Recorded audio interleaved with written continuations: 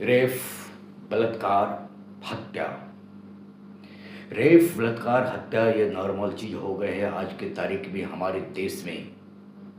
हमारे देश में किसी भी कोने में, चाहे घर हो, ऑफिस हो, दफ्तर हो, सड़क हो, हॉस्टल हो, हॉस्पिटल हो, कहीं पर भी हमारी बहन बेटी सुरक्षित नहीं है। जी हाँ, जो खबर मैं आज आप सभी के बीच में रख रहा हूँ, न्यूज में आग की तरह लगी है, आग की तरफ फैली हुई है। पटना के राजधानी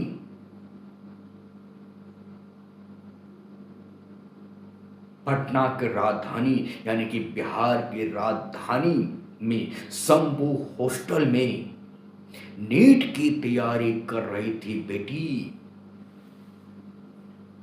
उन बेटी के साथ रेप, बलात्कार हुआ, घिनौना काम हुआ। और फिर उसके बाद में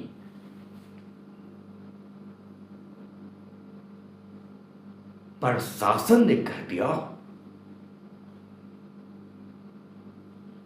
कि ये लड़की नींद की दवा खाया है। लड़की के ऊपर आरोप लगा दी कि लड़की जो है नशा की गोली खा रही थी। उसके बाद जब हॉस्पिटल में गई लड़की, हॉस्पिटल में भर्ती करवाए गए बेहोशी की हालात में,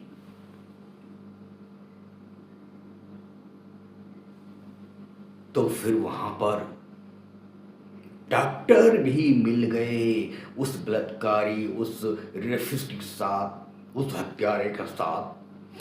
पुलिस के साथ साथ डॉक्टर भी मिल गए और डॉक्टर बोल दिया, किस लड़की के जिस्म पे जख्म तो है, खरोंच तो है, दाग तो है, लेकिन इसके साथ रेप बलात्कार नहीं हुआ, नहीं हुआ, नहीं हुआ।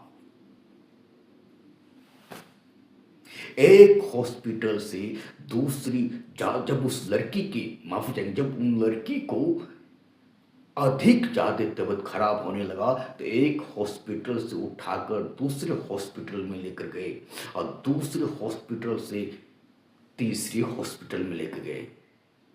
लेकिन उसकी माता पिता की ये खबर नहीं दिया कि उसकी बेटी जिंदगी और मौत से लड़ रहा है। जब ये खबर मीडिया में जब आग की तरफ फैला, तब उसकी माता पिता को पता चला।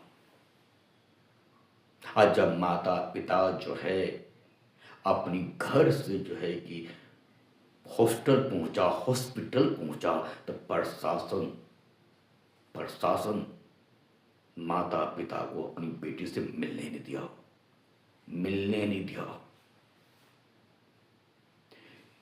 सोचने की बात तो यह है कि जांच से पहले पुलिस वालों ने बोल दिया कि नींद की गोली खाई है लड़की। सोचने की बात तो यह है कि जिस हॉस्पिटल में लड़की को भर्ती करवाया गया,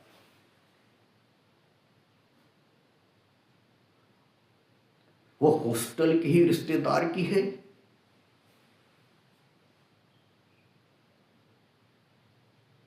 ₹15,000 कमाने वाले महीना करोड़ों के हॉस्टल कैसे बन गए शंभू हॉस्टल? शंभू होटल के मालिक कैसे बन गए जन्म सालों में? जहां तक की बात आ रहा है खुलकर कि हॉस्टल की लड़की जो बाहर पढ़ने के लिए जो बहन बेटी जाते हैं हॉस्टल में, वो हॉस्टल जो है शंभू हॉस्टल जो है कि बहन बेटी के साथ जबरदस्ती रेप बलात्कार करते थे और फिर नेता मंत्री ऑफिसर तक के बिस्तर गर्म करवाते थे।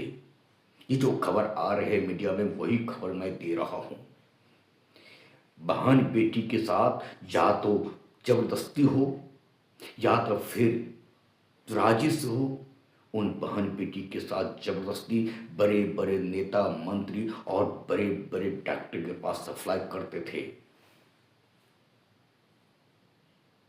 जबरदस्ती उस लड़की के साथ रेप बलात्कार हुआ। और जब लड़की जब दम तोड़ दिया तीसरी हॉस्पिटल में, तो पोस्टमार्टम हुआ, तो पोस्टमार्टम में निकल गया कि लड़की के साथ रेप हुआ, बलात्कार हुआ। एक नहीं सैकड़ों जख्म लड़की की जिस्म पर, कंधे पे नाखून के निशान, छाती पे नाखून के निशान, आंख के ऊपर नाखून के निशान, जहां तक कि प्राइवेट पार्ट पर भी ब्लड से भरा हुआ पूरा प्राइवेट पार्ट को चिसरा चिसरा कर दिया। मैं तो समझ नहीं आता कि ये न्यूज मैं आप लोगों के सामने रख रहा हूं, मैं कैसे मैं रख रहा हूं, इसको बयान करना संभव नहीं है। पहला गुनहगार हॉस्टल की मालिक, दूसरा गुनहगार वो पुलिस वाला जिसने जांच पड़ताल नहीं किया, जहां तक कि अभी तक वो हॉस्टल में जाकर देखा नहीं कि कहां पे हुआ। तीसरा गुनहगार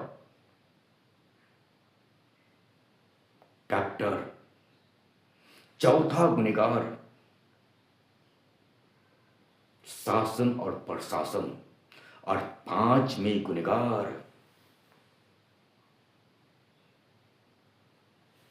भारत के सिस्टम। बीजेपी की नारा है बेटी बचाओ बेटी पढ़ाओ। क्या बेटी ऐसे बचेगा? बेटी ऐसे पढ़ेंगे? डॉक्टर, इंजीनियर इस टाइप की बेटी बनेगा, ऐसे में बेटी बनेगा। धन्यवाद। जय श्री राम, हर हर महादेव। मैं आर के दास 5533, आप सब ने अपना आशीर्वाद और प्यार दिया उनके लिए धन्यवाद। जय हिंद, जय भारत, जय श्री राम।